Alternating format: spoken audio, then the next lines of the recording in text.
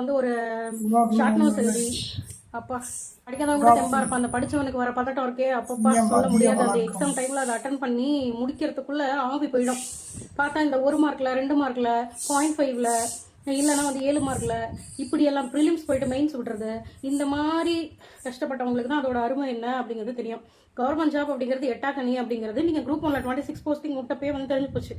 எத்தனை கம்மியோட இருக்கே ஆளுக்கு ஒன்று வச்சுக்கோ அப்படிங்கிற மாதிரி.